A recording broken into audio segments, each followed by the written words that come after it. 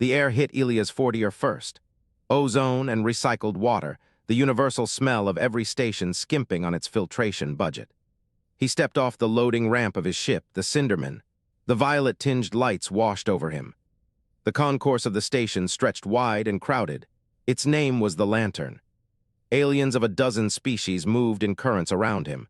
He touched the scar on his left wrist, a habit. He had not broken it in 40 years. A Photaris diplomat detached itself from the crowd and approached. Its form was a humanoid outline made of coherent golden light. The light flickered with each thought. It bowed. The glow dimmed briefly as if the gesture cost something. Elias Fortier, independent trader, registration confirmed with station authority. The voice hummed soft and precise. I am Vexis. The Photaris Federation welcomes you to the Lantern. Elias returned the nod. He kept his hands visible. Thank you, first time here. Your reputation precedes you. Before Vexis could continue, a heavy shadow fell across them. Skarrik. The Draxis commander stood a head taller than Elias, 4 arms folded across a chest of dark green scales. Yellow slitted eyes fixed on the human with no attempt at courtesy. His jaw plates clicked once. What cargo? Elias met the stare. Repair drones, autonomous hull menders, standard commercial grade. Skarrik leaned closer. His breath carried a sulfur edge. Open the crate. Vexis's light pulsed brighter. This station is neutral. You have no authority here, Commander. I have the authority of proximity. Skarrik did not look away from Elias. Open it. Elias shrugged. He walked back to the Cinderman's cargo bay and keyed the lock. The crate hissed open. Inside, 20 silver spheres rested in cushioned indentations, each one no larger than his fist. Smooth, featureless, dead. Skarrik reached for one. I would not. Elias kept his voice flat. They are keyed to my biometrics. You touch it, it stays inert. You break it, it releases a nanite solvent, and it will eat through your scales in 6 seconds. Skarrik pulled his hand back. His jaw plates clicked twice, faster this time. The crowd around them had grown. A cluster of nebulith traders drifted closer, their gaseous bodies swirling with curiosity. A pair of windborne attendants paused their cleaning work, their wings folded against their backs in silent observation. Even a Silith observer had turned its faceted head toward the crate. It was crystalline and unmoving, absorbing every detail. Vexis stepped forward. Its light cast a warm glow across Elias' face. You claim these are repair drones. I do more than claim. Elias reached into the crate. He pulled out a single drone. It lay cold in his palm. Watch. He activated it with a thumb press. The sphere shuddered once. Then it rose. The hum was low, steady. The drone hovered at eye level, rotating slowly as if scanning. Elias pointed at the deck plating near his feet. A hairline crack ran 6 inches across the surface. The drone descended. A thin beam of focused heat lanced from its underside. The acrid tang of burnt metal filled the air. 12 seconds. The crack was gone, sealed. The plating glowed faintly orange at the weld line, then cooled to gray. The crowd murmured, a low sound, not displeased, curious. Skarrik's jaw plates clicked a 3rd time, longer, deliberate, contraband. Vexis turned, its light flared. Under what law? Draxis territorial law.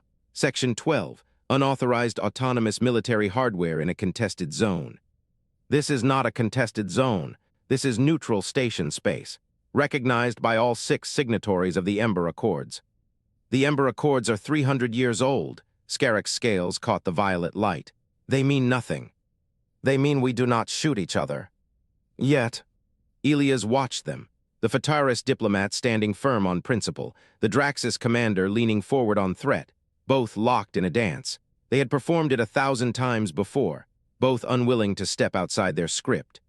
He understood them in that moment, deeply, completely. The Photaris wanted purity, the Draxis wanted dominance. Neither could bend, neither would even consider it. They were rigid, predictable, trapped in their own frameworks. And that was the opening. A human could walk right through that gap. Commander, Elias reached into the crate again. He pulled out a second drone. You want one, take it. Skarrik's eyes narrowed. Explain. A gift, a token of good faith. I have 19 more. I can sell 15 to the Photaris, keep 4 for myself. No contraband, no law broken. Everyone walks away with something. Vexis's light flickered. That is not how Federation procurement works. We require certification, safety testing, diplomatic oversight. Then certify them, test them, oversee them. Elias held the drone out. Take it, see for yourself. The crowd went silent. Skarrik stared at the hovering sphere. His claws twitched. Then he reached out, carefully. He wrapped 2 fingers around the drone. It did not resist. It went inert in his grip. Vexis made a sound, a soft hum of disapproval. You are arming both sides. I am arming no one. Elias closed the crate. I am trading. That is what independent traders do. You are a human. Last I checked. Vexis's light dimmed. A pause, then it raised one luminous hand. May I have a word in private? It was not a request. Elias looked at Skarrik. The Draxus commander was already inspecting the drone, turning it over in his palm. He was not paying attention. Lead the way. Vexis turned and glided through the crowd. The Nebulith traders parted. The Windborn attendants stepped back. Elias followed, leaving the commander and the open concourse behind. The golden light led him toward the station's administrative spire into the heart of Photaris territory. The station's low thrum vibrated through Vexis's crystalline chamber. The light from Lantern's core filtered through the translucent walls, casting pale golden patterns across the floor. A Photaris aide hovered near the ceiling, a shimmering orb pulsing with quiet data traffic. Elias Fortier sat across from Vexis.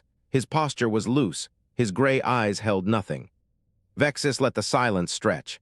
This human did not fidget. He did not fill the space with nervous words. That was rare. Most species grew uncomfortable under the scrutiny of a lightkin. This one simply waited. You are human, Vexis said. The words carried a soft hum, a polite curiosity. Elias nodded. Last I checked. Humans are ancient. You rarely venture to frontier space. The Photaris Federation has encountered only 4 humans in the past century. You are the 5th. I'm flattered you're counting. Vexis pulsed a mild acknowledgement. Why are you here, Elias Fortier? What drives a member of an elder species to trade repair drones on a station at the edge of Draxus territory? Elias touched the faint scar on his left wrist. His thumb traced the line once, then his hand dropped. My ancestors left the core worlds a long time ago. We drifted, settled on a rim colony, lost contact with Earth. I'm just a drifter, Vexis, no grand purpose, no hidden agenda. The words were smooth, too smooth. Nothing in his voice wavered. Vexis was about to press further when the station's resonant hum changed. It deepened. A low growl spread through the crystal walls. The aide above pulsed a sharp amber. Unauthorized vessels detected, the aide reported. Multiple contacts approaching from the nebular drift. Translator identifies them as pirate signatures. Vexis rose. Its form flickered from golden to a pale warning white. How many? 12 armed, closing at combat velocity. The door to the office burst open. Skarrik filled the frame, his 4 arms braced against the metal edges. His claws dented the frame. His yellow eyes burned. Vexis, he snarled. Your sensors are not lying, pirates. 12 of them. Your Federation warships are 2 sectors away. They will not arrive in time. Vexis held its position. I am aware of the tactical situation, Commander. Then do something. Skarrik slammed a fist onto the table. The metal groaned under the impact. Call your ships, commit them, or I will withdraw my fighters and let the station burn. Vexis's light dimmed.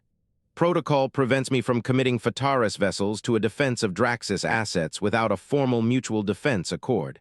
You know this, Skarrik. You rejected that accord last cycle. Protocol will get us all destroyed. Skarrik's jaw plates clicked. The sound was sharp, final. Elias stood. He moved to the wall, his reflection blurred in the crystal surface. There is a third option. Both aliens turned to face him. Joint defense, Elias said. Draxus fighters provide close formation screening. Photaris screening vessels hold the outer perimeter, coordinate through a single relay. No formal accord required, just a tactical handshake. Skarrik hissed. The Lightkin will not share a command chain, their arrogance. I will, Vexis said. The words came out flat. For the duration of this engagement. Skarrik stared, his claws flexed against the table. This changes nothing. We have no shared relay, no instantaneous comms between our hulls. Elias tapped his wristband.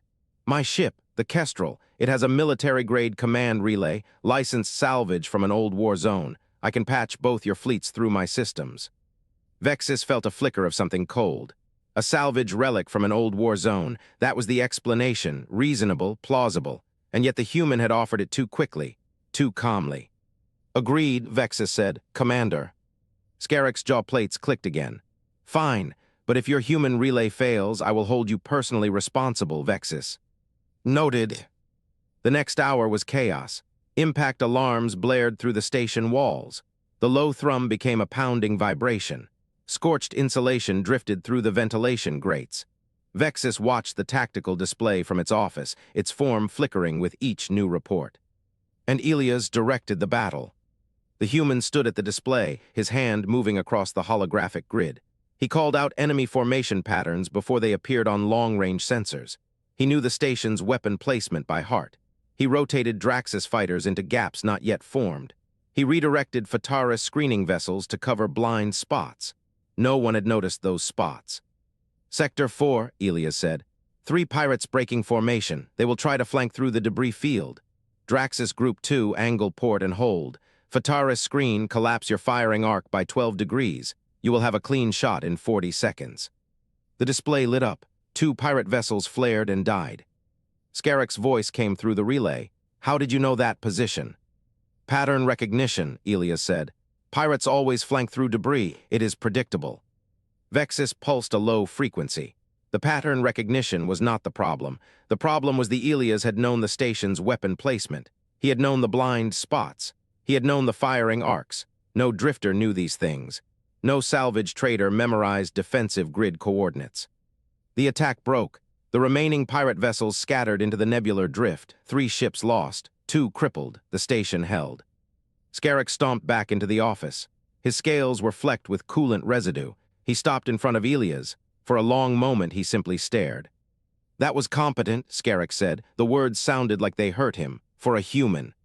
Elias smiled. It did not reach his eyes. Thank you, Commander. Skarrik turned and left without another word. Vexis remained still. It watched Elias' face. The smile faded. The gray eyes went flat. The human looked at the display, his thumb brushing the scar on his wrist. Something is wrong, Vexis said. Elias looked up. The station needs repairs. I have drones. I can help. That is not what I meant. Elias held its gaze. I am just a drifter, Vexis. No grand purpose. No hidden agenda. The words were the same. The tone was the same, but Vexis no longer believed them. It turned to the communication array. The Photaris homeworld was 4 light-years away. A deep background check on Elias' ship registry would take hours to arrive. That was too long, but it was the only path forward. Vexis pulsed the query into the array. The station's lights flickered, then steadied. The cargo bay of the Cinderman smelled of ozone and recycled air. Elias Fortier stood with his arms crossed, watching Skarrik circle the magnetic crate like a predator testing a fence. The Draxus commander's jaw plates clicked with each step. 2 of his soldiers flanked the entrance, rifles held ready. You have it, Skarrik said, not a question. Elias touched the scar on his left wrist. I have a lot of things. You'll need to be specific. Skarrik stopped moving. His yellow eyes narrowed to slits. The stellar key, the artifact your people whisper about in every port from here to the nebulith rift. I have heard the stories, human, a device touching stars. Stories get told about empty holds and empty heads. The 4-armed reptile drew a sidearm. The weapon hummed as it charged. The barrels of the soldiers' rifles tracked Elias' chest. Open the crate, Skarrik commanded. His voice carried no heat, just the flat certainty of someone. That person had already decided how this ended. Elias held still. The mission protocol was clear. Deflect, deny, disappear. The key was not supposed to surface for another 3 weeks, but Skarrik had heard the whispers, and the whispers had led him here. Skarrik raised the sidearm until the muzzle touched Elias' temple. It was warm. I will count to 3, Skarrik said. Elias exhaled. He moved to the crate. The magnetic seal released with a soft hiss. Inside, a containment field shimmered pale blue. In its center floated the stellar key. It was an obsidian black sphere, palm-sized and perfectly smooth. A single white dot pulsed at its core, motionless and perfect. Minimum power, Elias said. Just a demonstration, nothing more. He reached in, his fingers brushed the surface, cold, dead, like touching the vacuum between stars. Elias pressed the activation node. The key pulsed. A wave of energy passed through the cargo bay, through the station walls, through everything. Elias felt it in his teeth, a deep resonance, not a sound. Every light in the bay flickered. Skarrik's respirator hissed. One of the soldiers made a sound like grinding stone. Elias looked at the sensor display on the crate's lid. The star chart updated.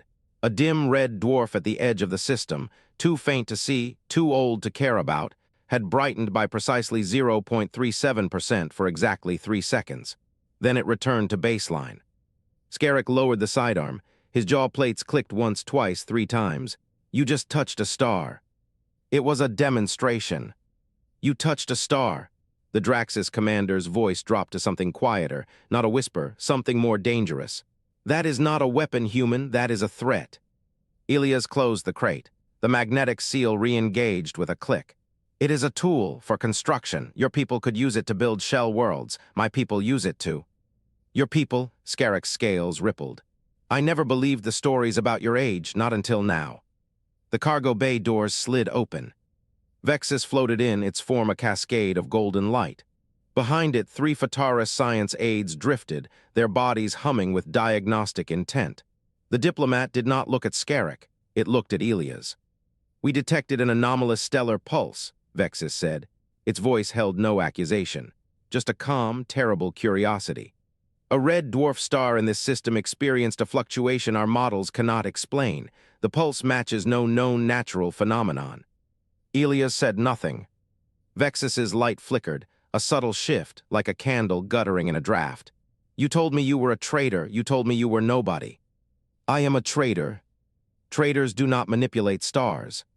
The bay fell silent. Even the life support system seemed to hold its breath. Elias felt the weight of the moment pressing down. 3,000 years of human history. A civilization had learned patience the way younger species learned hunger. Skarrik's soldiers raised their rifles again. This time they aimed at Vexis. The artifact belongs to the Draxis hegemony, Skarrik said, by right of first discovery. You did not discover it, Vexis replied, its light flaring. You threatened a neutral trader into opening a crate. That is extortion. The key leaves with me. The key leaves with no one until the Federation Council adjudicates ownership. Elias stood between them. The key hummed in its containment field. A pocket dimension wristband pulsed against his skin. He had exactly 4 seconds left before his next protocol window closed. He made a choice. Elias slowly opened his jacket, both factions tensed. Skarrik's hand tightened on his sidearm. Vexis's light went still. Elias pulled up his left sleeve. The wristband was visible now, black polymer. A single power indicator glowing green. A device could hold a starship, but it looked like a piece of jewelry. I am not a traitor, he said. Vexis stared at the wristband. The Photaris science team stopped their scans. The temperature in the bay seemed to drop. Your presence here, Vexis pulsed. Your ship, your drones, your key. You are not a neutral observer. You are something older. Elias met its gaze.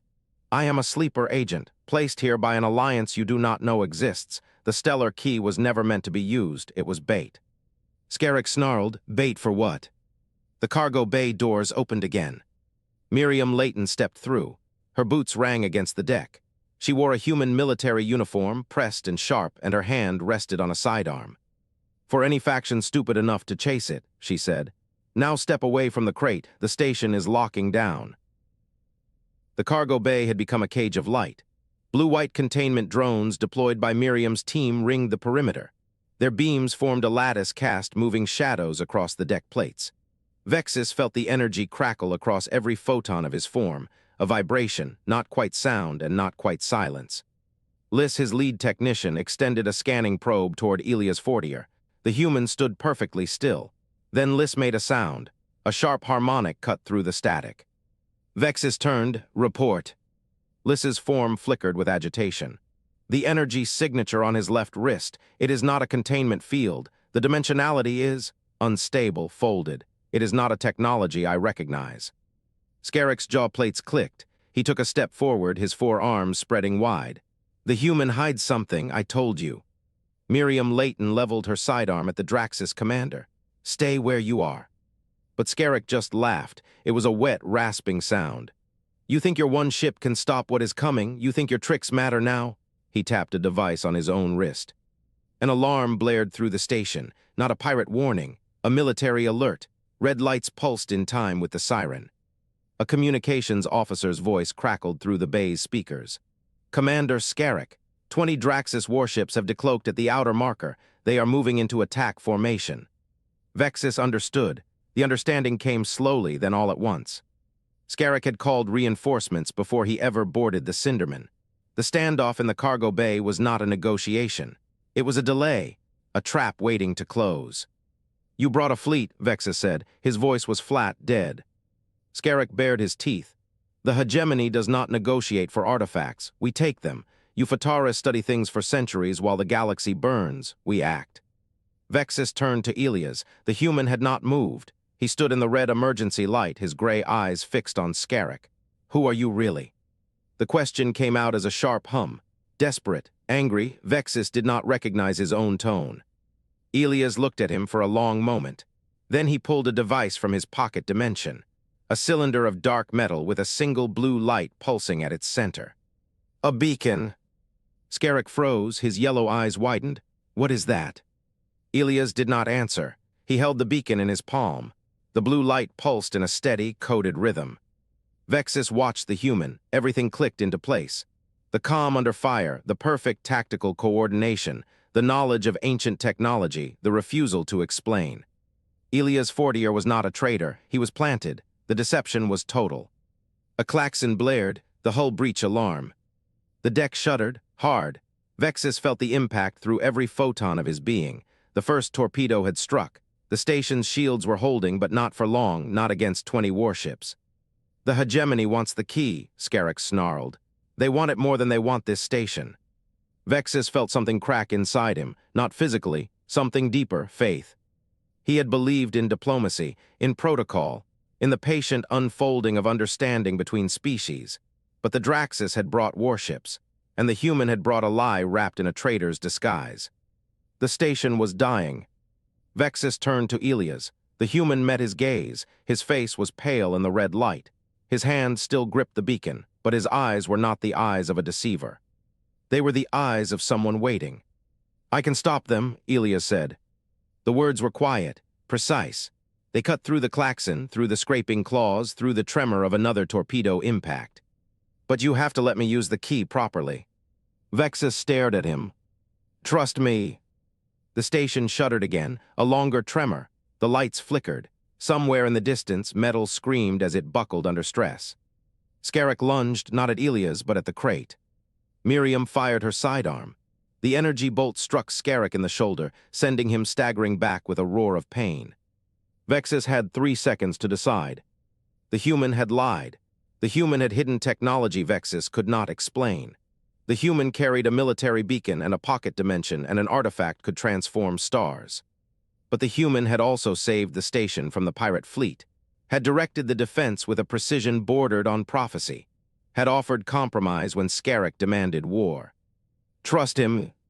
The third torpedo struck, and Vexis made his choice. The control room smelled of burning insulation and ozone. Red emergency lights cast long shadows across the scattered bodies of station crew. Elias Fortier pressed his palm flat against the heat-radiating console. The stellar key floated above it, a sphere of obsidian with its single white eye staring at nothing.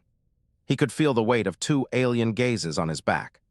Vexis stood near the shattered viewport, its golden light form flickering. Skarrik was pinned to the far wall by a containment field, his 4 arms spread wide, his yellow eyes burning. Elias spoke without turning. "There is a dead star in the outer belt, a white dwarf, cold, inert. I can use the key on it." Vexis shifted. Its light dimmed, then brightened. "The transformation will be visible across the system." "That is the point." Skarrik slammed his jaw plates together. "You will destroy us all. The pulse wave will strip the atmosphere from this station. You are a fool." Elias looked at him. He let the silence hold. "It will only affect the dead star. The key targets a specific gravitational anchor. The pulse will be directional. We are not in the path." "How do you know this?" Vexis pulsed. "Because I have done it before." The room went quiet. Even the emergency alarm seemed to fade. Vexis stepped forward. The soft hum of its voice carried a new edge. "You claim to be a traitor. You have activated a stellar artifact, and now you speak of it as if it is a common tool. Who are you?"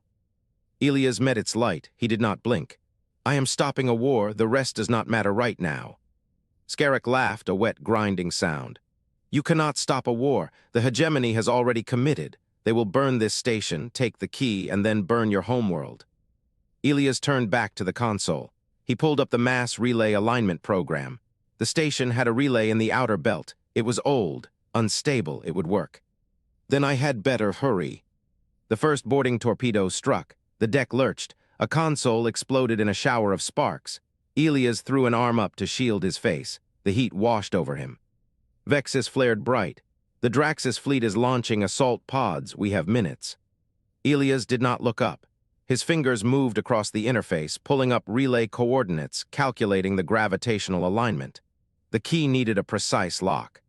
He entered the final command. Red warnings flooded the display. The mass relay was drawing power from the station's emergency grid. The heat coming off the panel was enough to blister skin. Elias kept his hands on it. I need you to authorize the relay alignment from the Photaris command channel. The station will not let me route power without a diplomatic override. Vexis hesitated. If I do this, I am complicit in an act of stellar manipulation. The Federation Council will. We'll thank you for stopping a war. Authorize it. Another torpedo hit. Somewhere in the corridor outside, something structural failed.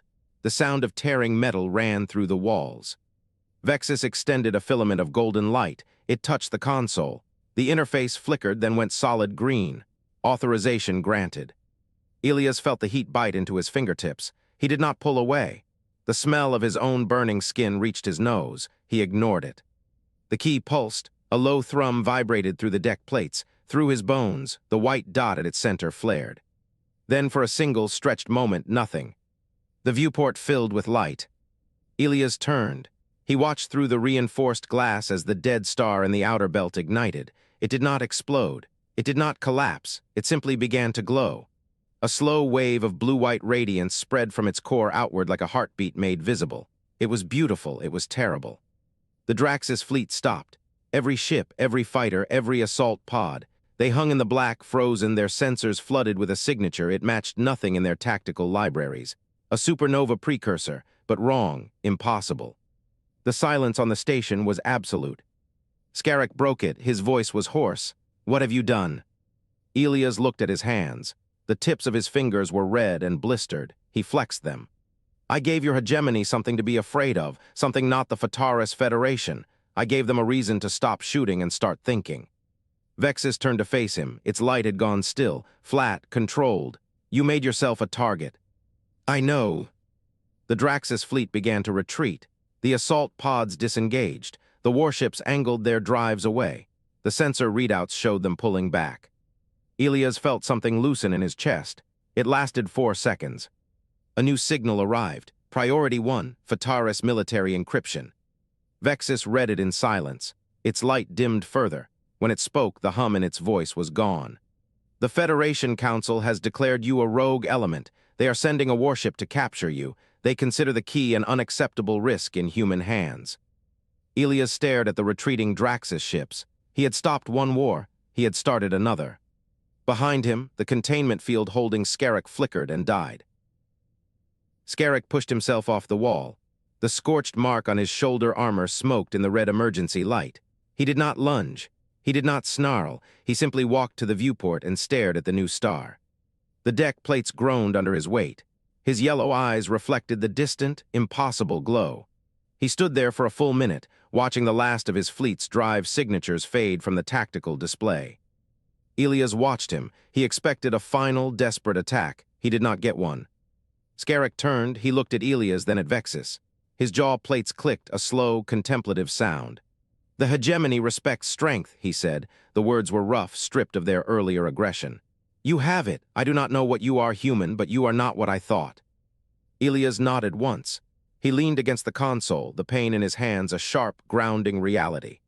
My people will not attack this station again, Skarrik continued. Not while that star burns, this I swear. Vexis floated forward. Its light was a dim, uncertain gold. The Federation is coming for him, Commander. My own people. They will not see this as an act of peace. They will see it as a threat. Then your people are fools, Skarrik grunted. Miriam Layton's voice came over Elias' personal calm, clear and urgent. Fortier, extraction window is closing. That Photaris warship is 5 minutes out. You need to be on the Cinderman and gone before they dock. Elias looked at Vexis. At Skarrik, 2 species on the edge of a war. It had been brewing for a century. 2 enemies. They now stood in the same room, united by an awe they could not yet name. "I'm not leaving," Elias said into the calm. The silence stretched. "Repeat that." Miriam's voice was flat. "I'm not extracting," Elias said again. "Not yet. Fortier, you are compromised. Your cover is burned. If the Photaris take you, they will learn everything. We cannot allow that." "Then don't let them take me," Elias said. Another silence, longer this time. "What are you doing, Elias?" Miriam's voice was softer now. Elias turned to face Vexis and Skarrik. The diplomat's light was steady. The commander's yellow eyes were narrowed. "I'm going to tell them the truth," he said. He spoke to both of them. "Humanity has been watching this region for 300 years. We saw the Photaris Federation expand. We saw the Draxis hegemony fortify. We saw the tension build. We knew it would break. Into a war would consume a dozen systems." Skarrik's jaw plates clicked, "And your people did nothing." "We waited," Elias said, "because we have learned something you have not. Intervening early only makes things worse. You have to wait for the moment when both sides are ready to listen, when the alternative is destruction." Vexis's light flickered. "You are saying you let the conflict escalate deliberately." "No," Elias said. "We let it breathe. We let it find its own shape. And then we put a single agent in the right place at the right time with the right tool." He gestured to the key. The key now sat inert on a nearby console. "Humanity does not want to conquer you," Elias continued. "We do not want your territory. We have been spacefaring for 3,000 years. We have seen empires rise and fall. We know that conquest is just a slower kind of self-destruction." He paused. The room was silent except for the hum of the lights. "We wanted to stop the war," Elias said. "That's all. We wanted to force an alliance neither of you could achieve alone, because you are both too proud, too rigid, too committed to your ideologies to see that the other side is not a monster." Vexis's light stabilized. A deep, steady gold. The diplomat floated forward, its form fully resolved for the first time since the standoff began. "You did not come to destroy," Vexis said. "It was not a question." "No. You came to force us together." "Yes." Vexis turned to look at the transformed star through the viewport. The blue-white glow was steady now, a new light against the cold black of space. "I understand," Vexis said. His voice was soft. "That is a kind of power I have never encountered. The Photaris build alliances through shared principles. The Draxis build them through shared threat. But humans build them through shared time, through patience." Skarrik grunted. "The human is dangerous." "Yes," Vexis said, "but he is also correct." The control room's main door indicator changed from green to red. A ship was docking, the Photaris warship. Miriam's voice came through again. "Fortier, they're here." Elias did not move. The airlock cycled. The inner door opened with a hiss. 3 figures stepped through. They wore the stark white armor of the Federation's Purity Concordat. Their weapons glowed with contained energy. The leader raised a rifle. "The human," it pulsed. "He will be taken into Photaris custody by order of the Council." Vexis moved. Its golden form flowed between Elias and the Concordat soldiers. Its light flared, bright and steady. "You will not touch him." The leader's weapon did not lower. "Diplomat, you are compromised. Step aside." "No." Skarrik moved. The Draxis commander walked forward with heavy steps. He positioned himself beside Vexis, a wall of scale and light. "The human stays," Skarrik said. His voice was low, dangerous. The Concordat leader's rifle wavered. 2 species, 1 enemy, standing together. The control room held a silence heavier than any sound. The light from the new star poured through the viewport, painting everything in stark blue and white. The Purity Concordat soldiers stood frozen, their forms flickering with indecision. They had orders. They had ideology. They had no precedent for this. The lead soldier's form pulsed. "You would defy the Council."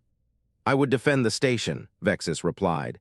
"And the peace this human has purchased. Go back, tell them what you saw, tell them the star changed." Miriam Layton's voice cut through the silence, amplified through the station's external speakers. "This is Control Officer Miriam Layton of the Human Directorate.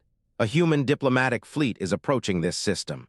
They are here to retrieve a lost citizen and to open formal talks with the station's governing bodies." The Concordat soldiers' forms went rigid. The leader turned toward the viewport. Beyond the new star, other lights moved, distant at first, then growing closer, too many of them to count. "You will not survive a fleet engagement," Vexis said quietly. "Neither will your ship leave now." The lead soldier dimmed, its form contracted, pulling inward. "This is not finished, diplomat. It is for today." The three soldiers turned and moved back toward the airlock.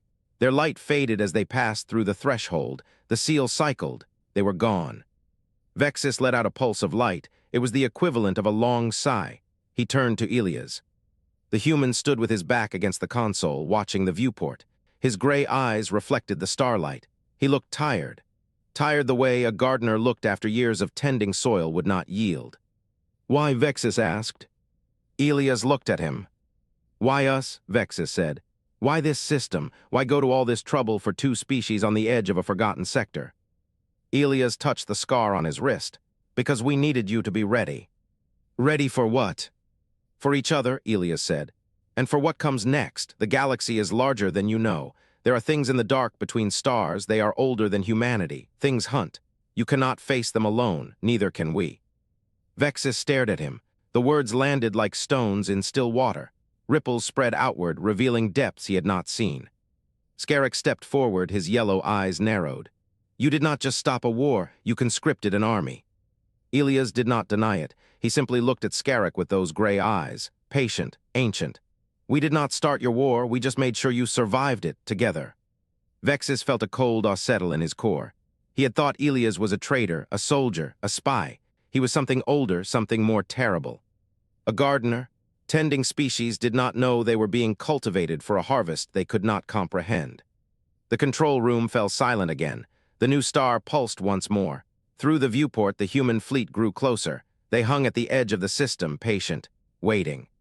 Miriam's voice came through Elias' comm. "Elias, the extraction window is open. Come home." Elias nodded. He pushed himself off the console and walked toward the door. His boots echoed on the metal deck. Each step sounded final. He stopped at the threshold, turned back. "The key will continue to transform the star," he said. "It will burn for 1,000 years. Use that time well." The door hissed shut. Vexis watched him go. He was left in the silence with a Draxis commander and a new star. Skarrik spoke first. His voice was rough, almost lost. "We have been used." Vexis nodded. The words settled in him like a weight. "But we are alive." He turned to look at the Draxis. The four-armed creature stood rigid, his scales catching the starlight. His yellow eyes were fixed on the departing ships. "And now," Vexis said, "we have something neither of us had before, a partner we do not trust, yet that partner shares a star." Skarrik's jaw plates clicked. "A star they gave us. A star they forced us to defend together." The silence stretched between them, not comfortable, not hostile, something new, fragile. Vexis turned toward the viewport. The light of the transformed star washed over him, cool and strange. It pulsed again, a slow, steady rhythm, like a heartbeat. In that light, Vexis saw the future. Not in visions, in understanding. A future of arguments and treaties and joint patrols. A future of suspicion and slow, earned trust. A future where Photaris and Draxis stood together, looking out at a dark and hungry galaxy. All because a human gardener had decided they were ready to grow.